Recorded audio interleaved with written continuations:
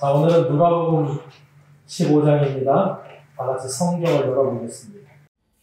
또 이르시되 어떤 사람에게 두 아들이 있는데 그 둘째가 아버지에게 말하되 아버지여 재산 중에서 내게 돌아올 분깃을 내게 주소서 하는지라. 아버지가 그 살림을 각각 나눠 주었더니 그 후 며칠이 안 되어 둘째 아들이 재물을 다 모아가지고 먼 나라에 가 거기서 허랑방탕하여 그 재산을 낭비하더니 다 없앤 후 그 나라에 크게 흉년이 들어 그가 비로소 궁핍한지라. 가서 그 나라 백성 중 한 사람에게 붙여 사니 그가 그를 들로 보내어 돼지를 치게 하였는데 그가 돼지 먹는 쥐엄 열매로 배를 채우고자 하되 주는 자가 없는지라. 이에 스스로 돌이켜 이르되 내 아버지에게는 양식이 풍족한 품꾼이 얼마나 많은가. 나는 여기서 줄여 죽는구나. 내가 일어나 아버지께 가서 이르기를 아버지, 내가 하늘과 아버지께 죄를 지었사오니 지금부터는 아버지의 아들이라 일컬음을 감당하지 못하겠나이다. 나를 품꾼의 하나로 보소서 하리라 하고 이에 일어나서 아버지께로 돌아가니라. 아직도 거리가 먼데 아버지가 그를 보고 측은히 여겨 달려가 목을 안고 입을 맞추니 아들이 이르되 아버지, 내가 하늘과 아버지께 죄를 지었사오니 지금부터는 아버지의 아들이라 일컬음을 감당하지 못하겠나이다 하나. 아버지는 종들에게 이르되 제일 좋은 옷을 내어다가 입히고 손에 가락지를 끼우고 발에 신을 신기라. 그리고 살찐 송아지를 끌어다가 잡으라. 우리가 먹고 즐기자. 이 내 아들은 죽었다가 다시 살아났으며 내가 잃었다가 다시 얻었노라 하니 그들이 즐거워하더라.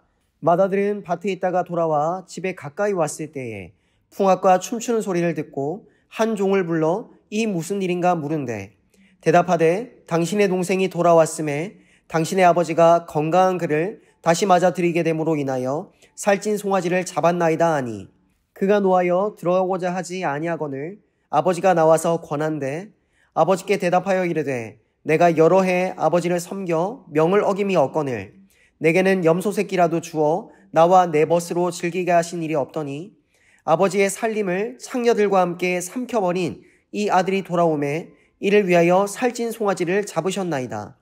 아버지가 이르되 예, 너는 항상 나와 함께 있으니 내 것이 다 내 것이로되 이 내 동생은 죽었다가 살아났으며 내가 잃었다가 얻었기로 우리가 즐거워하고 기뻐하는 것이 마땅하다 아니라.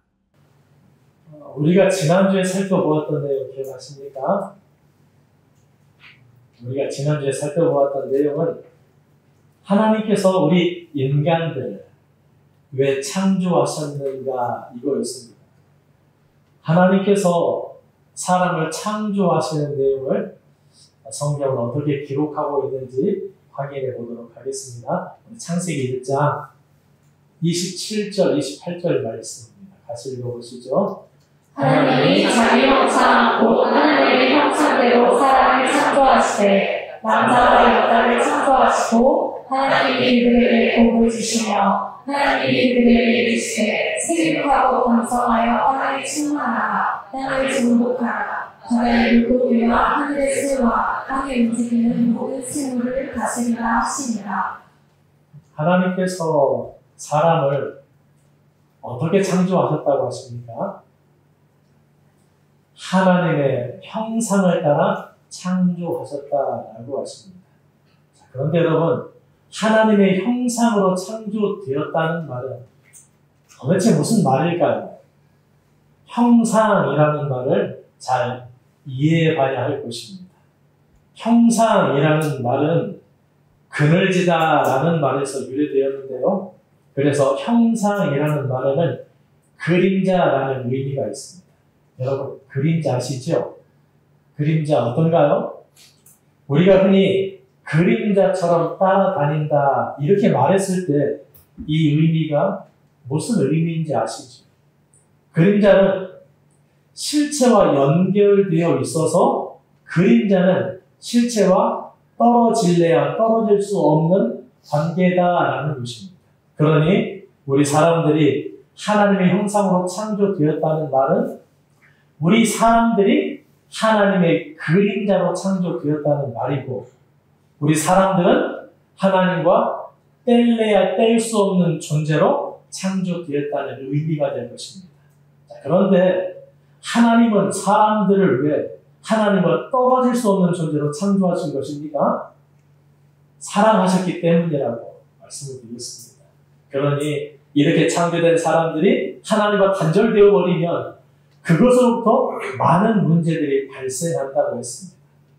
사람들은 그 문제들을 해결하고 극복하기 위해서 몸부림치면서 살아가고 있습니다.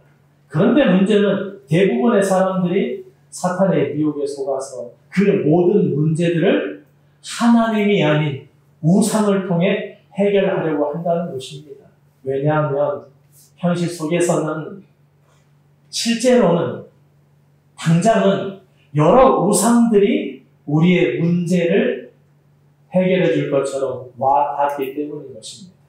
그러나 그것이 미혹이었다는 사실을 실감하는 것은, 그것이 거짓이었다는 사실을 실감하는 것은 돌이킬 수 없는 시점이라는 사실에 주의가 필요하다고 했습니다. 복음이 선포될 때에 돌이킬 수 없는 시점에 가서야 사실을 확인하게 될 것이고, 그때에는 이를 갈며 슬피 울게 될 것이다. 이렇게 이야기하면 협박당하는 것 같고 압박당하는 것 같다고 하면서 불쾌해하는 사람들이 꽤 있다고 합니다. 물론 그동안 왜곡되고 극단적으로 치우친 종교인들이 폭력적인 표현으로 무리를 일으켜 왔었고, 그리고 그것으로 인한 트라우마가 있는 것이 사실입니다. 그러나 여러분, 이런 현상과 관련해서 제가 드리고 싶은 이야기는 어느 나라 속담에서처럼 목욕물을 버리려고 하다가 아이까지 버리지 말아야 한다라는 것입니다. 무엇이라고요? 더러운 목욕물을 버리려고 하다가 그 안에 있는 아이까지 버리지 말아야 한다는 것입니다. 제가 언젠가도 강조해서 말씀드렸던 것처럼 구더기가 무섭다고 장 담그는 것을 포기하지 말라는 것입니다. 구더기만 주목하게 만드는 사단의 미혹에 휘둘려서 장 담그는 것을 포기하지 말라는 것입니다.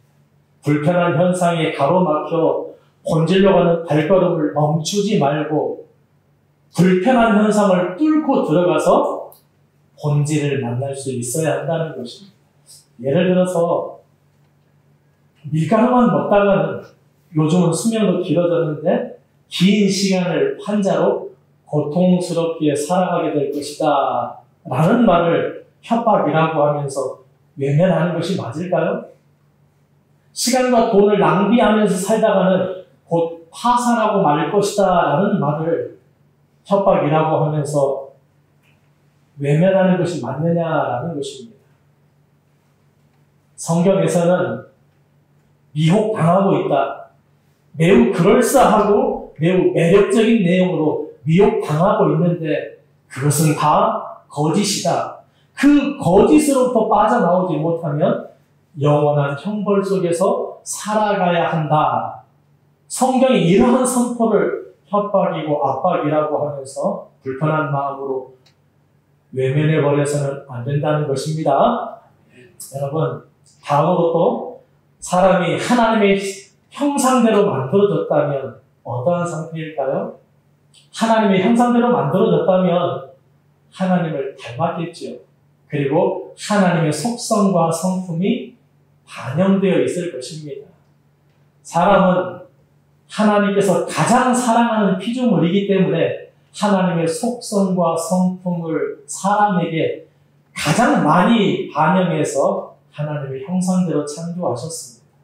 결국 사람이 하나님의 형상대로 만들어졌다는 말은 그림자처럼 하나님과 연결되어 있어야만 하는 존재로 창조되었다는 것이고, 그리고 하나님의 속성과 성품이 가장 많이 반영된 하나님을 가장 많이 닮은 존재로 창조되었다는 말인 것입니다. 왜 그런 존재로 창조한 것입니까? 하나님께서 사랑하셨기 때문입니다.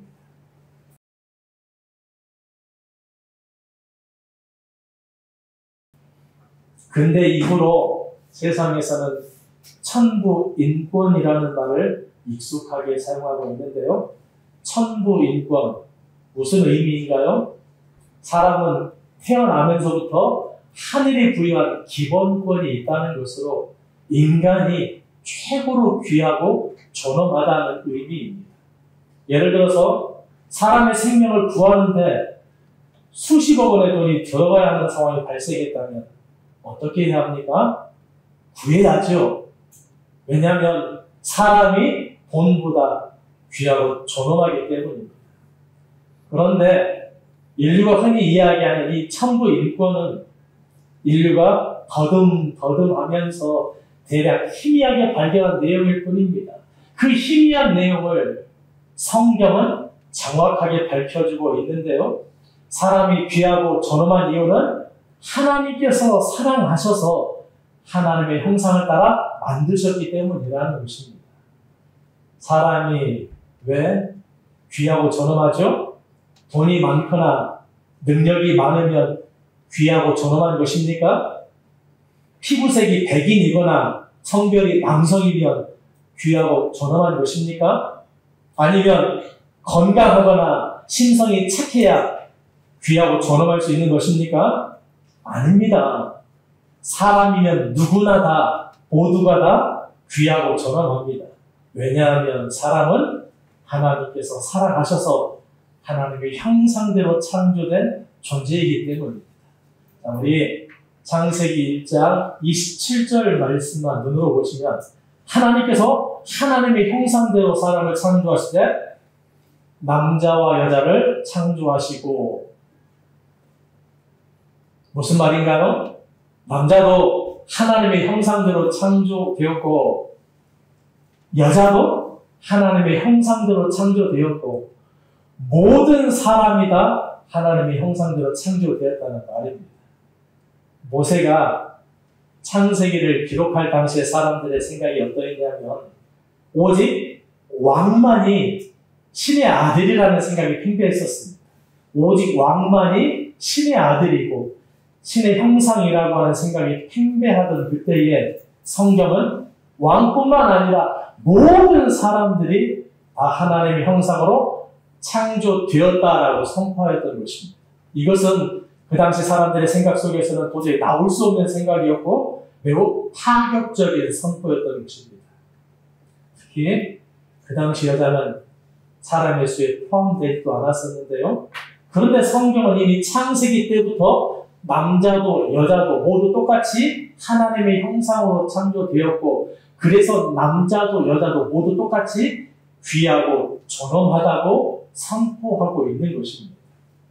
성경은 사람이란 하나님께서 사랑하셔서 하나님의 형상대로 창조된 피조물이기 때문에 귀하고 존엄하다고 알려주고 있는 것입니다. 그래서 사람은 성별이나 지위나 소유와 상관없이 누구나 모두가 다 귀하고 존엄하다는 것입니다. 그러나 사람들은 하나님을 잃어버렸기 때문에 자신의 능력이나 지위나 소유를 가지고 자신의 귀하고 존엄함을 증명하려고 발버둥치는 삶을 살아왔다고 할 수 있는 것입니다.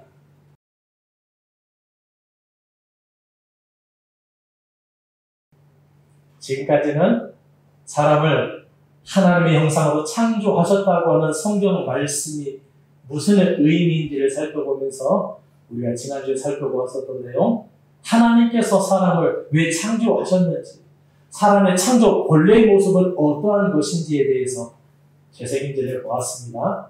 여러분, 우리가 피조물이라고 한다면, 우리가 하나님으로부터 창조받았다고 한다면, 그렇다면 하나님께서 왜 나를 창조하셨는지, 내가 창조된 목적과 이유가 무엇인지 이것이 중요한 것 아니겠습니까?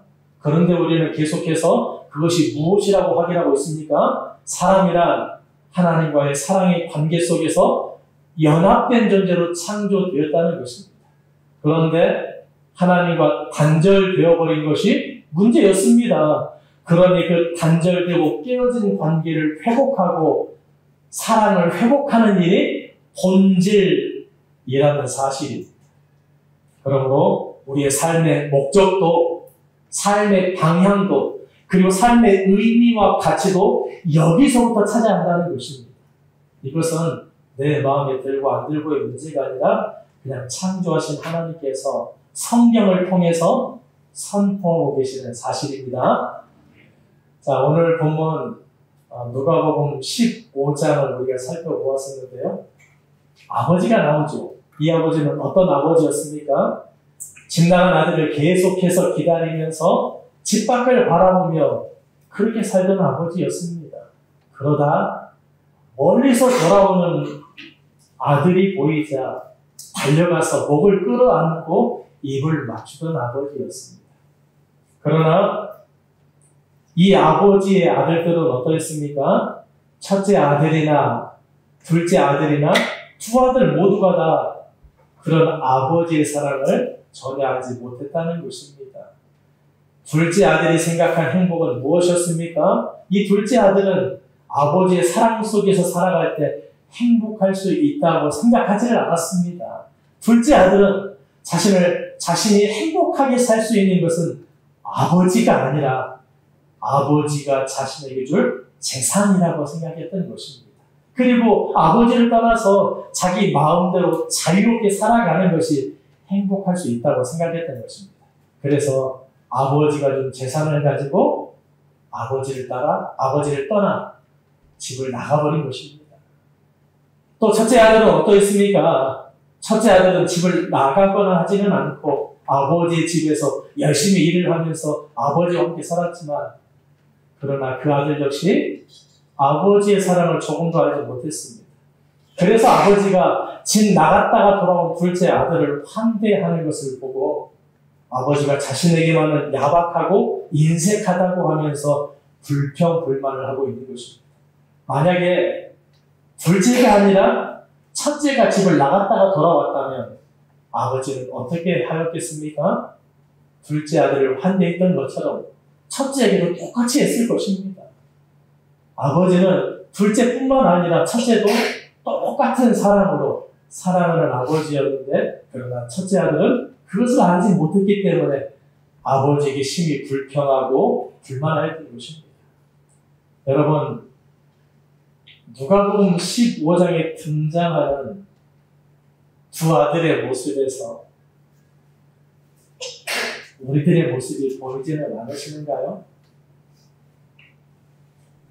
하나님께서는 사람들을 사랑의 회복, 관계의 회복으로 초청하고 계시는 것입니다.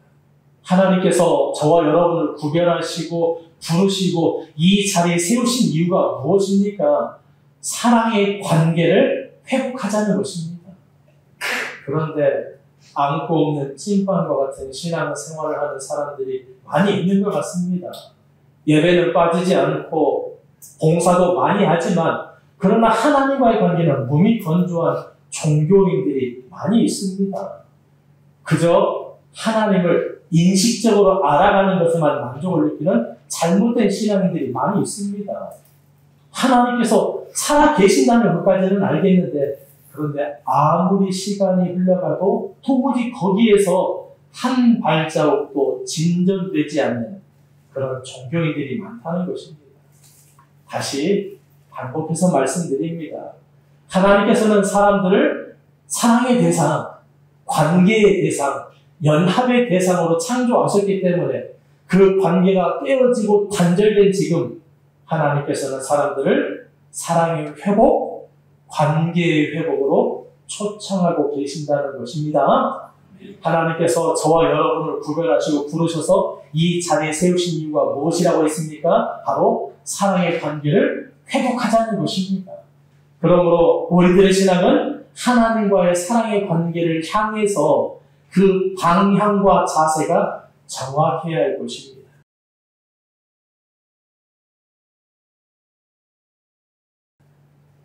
자, 그렇다면 우리가 하나님의 사랑을 깨달아가는 것에 있어서 어려움을 초래하는 장애 요소들은 무엇이 있을까요? 하나님께서는 우리를 죽기까지 사랑하신다고 하시는데 우리는 왜 보통 그 사랑이 잘 깨달아지지 않는 것인지 생각해 볼 수 있어야 할 것입니다. 자식들이 부모의 사랑을 의심할 때가 언제인지를 생각해 보면 도움이 될 것 같습니다. 자식들은 자신들의 요구를 부모가 거절하는 것이 반복될 때 부모가 자신을 사랑하지 않는다고 생각하기가 쉽습니다. 거기에다가 자신의 고통과 어려움에 부모가 무관심하다거나 심지어 걸핏하면 회초리를 들어서 내지를 한다면 부모의 사랑에 대한 의심은 확신이 되어버릴 것입니다. 그런데 반대로 자식들이 부모의 사랑을 확신할 때는 언제입니까? 다른 사람과 다르게 나만 특별 대우할 때. 예를 들어서 맛있는 음식을 따로 놔뒀다가 나만 먹일 때라든지 내가 말하면 어떻게 해서든지 다 들어줄 때 그때 사랑받고 있다고 느낄지 모릅니다. 마찬가지인 것 같습니다. 우리들도 하나님이 기도 응답을 잘해 주시면서 내 상황과 형편이 내가 원하는 대로 슬슬 풀려지면 하나님이 나를 지극히 사랑하고 계시고 내 편인 것 같다는 생각을 한다는 것입니다. 그리고 반대로 내 필요나 간절함에 반응하지 않으시더니만 나를 고난에 방치해 줄 때는 하나님의 사랑을 전혀 느끼지 못한다는 것입니다. 한마디로 우리가 만나는 고난이나 고통은 우리로 하여금 하나님의 사랑을 깨달아가는데 가장 큰 장애 요소가 되는 것입니다. 우리를 향하신 하나님의 사랑은 고난이나 고통을 통해서 굴절되어 버리고 왜곡되어 버리는 것 같습니다. 나 혼자 외롭게 고통받고 있을 때는 하나님이 나의 외로움과 고통을 방치하고 방관하는 것 같아서 도무지 그 하나님의 사랑이 느껴지지 않을 것입니다. 그러나 여러분, 하나님은 결코 나의 고통을 방치하시는 분이 아닙니다. 나의 고통을 근본적으로 해결하기 위해서는 나의 죄가 해결되어야 하겠기에 십자가에서 온갖 모욕과 수치와 죽음을 감내하지 않으셨습니까? 나에게 고통이 아닌 안식과 복과 기쁨을 주기 위해서 그 십자가에서 온갖 모욕과 수치와 죽음을 감내하셨다는 것입니다. 그러나 초림하셔서 이루신 그 구속이 재림을 통해서 완성되기까지는 그 동안은 이 땅의 고통을 사용하셔서 우리를 단련시키시고 창조하시겠다고 하시는 것입니다. 우리는 대부분 문제를 지금 당장 해결해 달라고 하고 고통을 지금 당장 없애 달라고 하면서 나를 문제와 고통 가운데 그냥 내버려 두지 말라고 하지만 그러나 하나님께서는 우리의 문제와 고통을 사용하시겠다고 하십니다. 그러므로 우리에게는 어떤 성숙함이 필요할까요? 훈계하시고 책망하시는 부모의 사랑을 더 깊은 사랑으로 깨달을 수 있는 성숙한 자녀가 되어야 한다는 것입니다. 문제와 고통이 허락되어졌을 때 하나님의 사랑을 의심하는 것이 아니라 그 문제와 고통을 사용하셔서 나를 더 새롭게 하시고 완성시키고자 하시는 그 하나님의 더 깊은 사랑을 깨달을 수 있는 성숙한 그리스도인이 되어야 한다는 것입니다.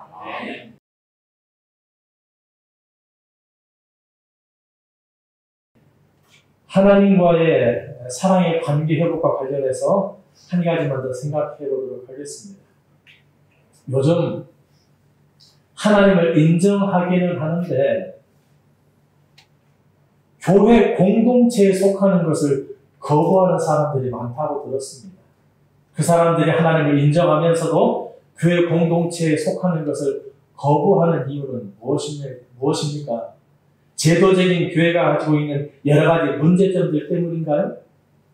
원래가 사람이 최소한의 양심마저도 버리고 범죄자가 되면 차라리 본능대로만 사는 짐승보다도 더 잔인하고 악랄해진다고 합니다. 종교인들도 타락하게 되면 오히려 불신자들보다도 더 꼴불견이 되는 경우가 많아서 교회의 그런 문제점과 타락이 참 극복하기 어려운 부분이 될 수 있을 것입니다. 그런데 통계를 살펴보았을 때 우리의 생각과는 좀 다른 부분이 있기도 한데요. 교회 공동체에 속하는 것을 거부하는 사람들에게 교회의 문제점과 타락보다 더 큰 비중을 차지하는 이유가 있다는 것입니다. 그것이 무엇인지 짐작이 되십니까? 그것은 바로 구속받기 싫어서입니다. 하나님께서 사람들을 창조하실 때 자유의지를 주셨기 때문에 인간은 자유에 대한 갈망과 본능이 있습니다.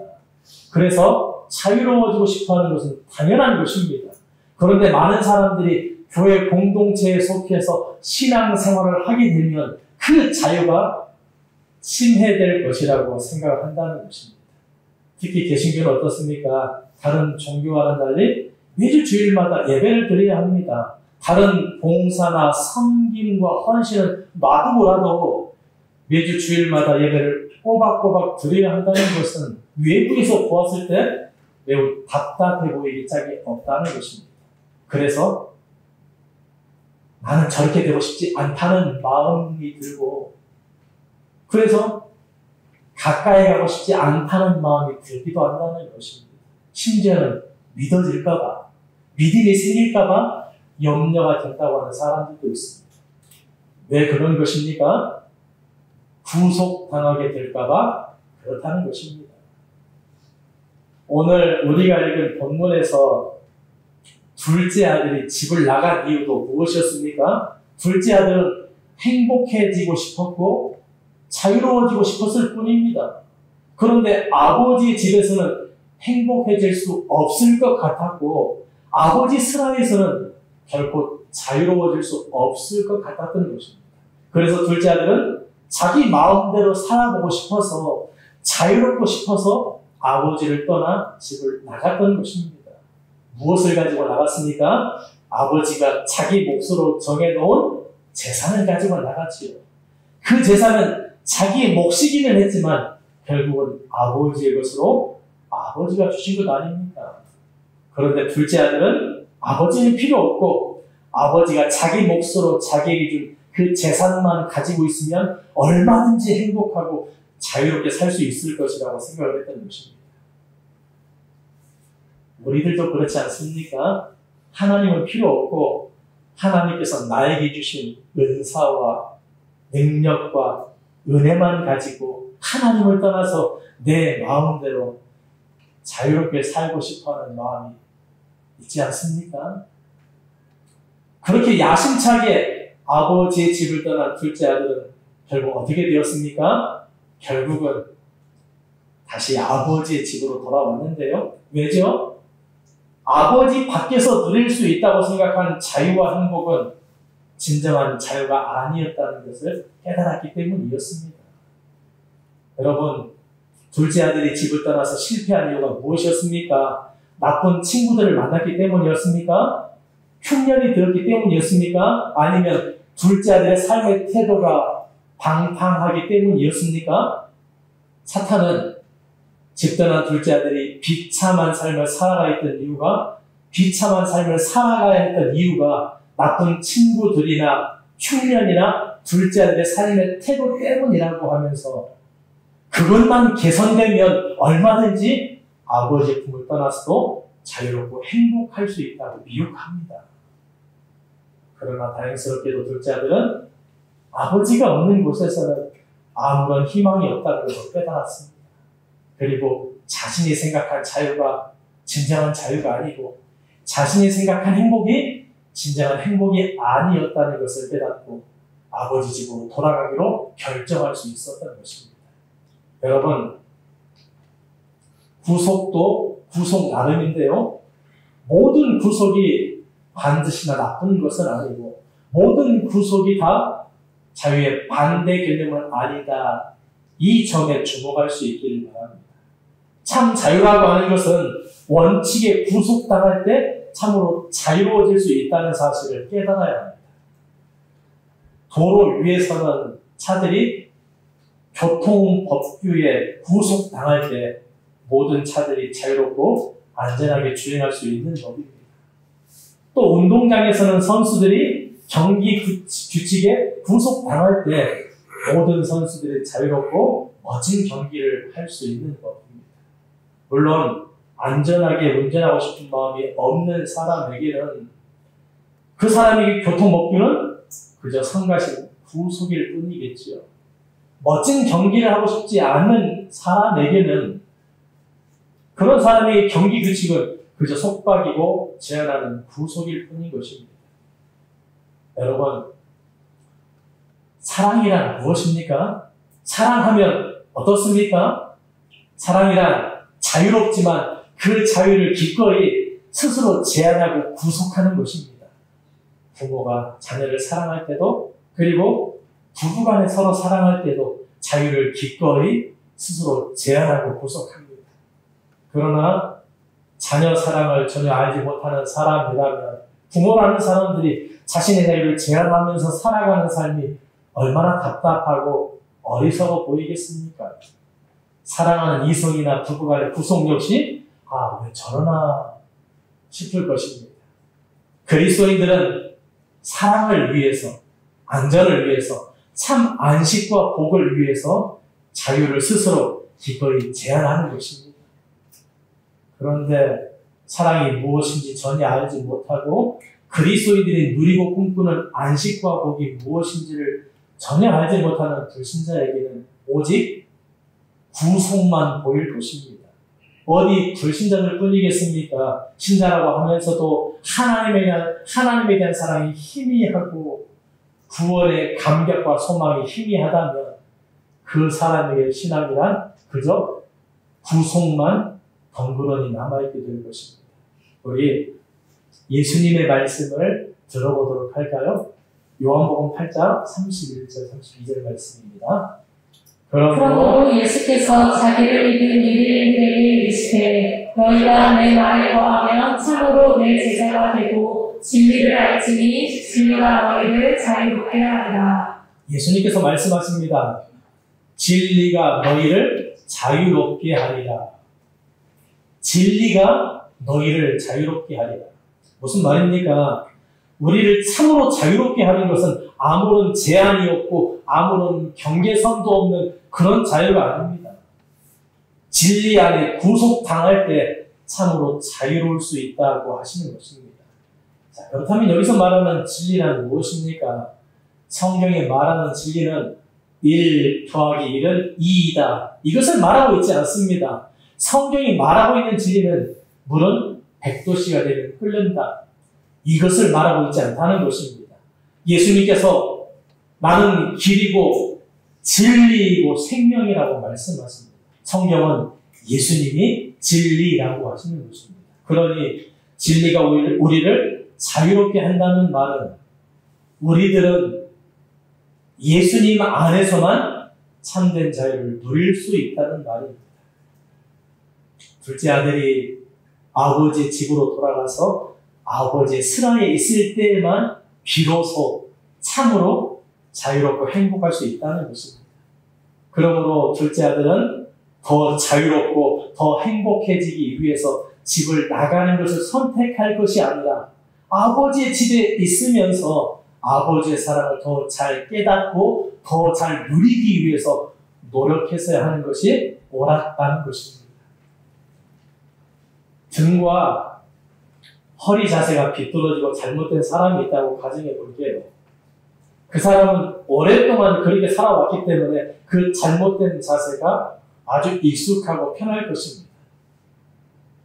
정형외과에 가서 바른 자세를 교정받고 이제는 바른 자세로 생활하려고 하면 매우 불편합니다. 조금만 방심하면 익숙해져 버렸었던 잘못된 자세로 돌아가 버리죠.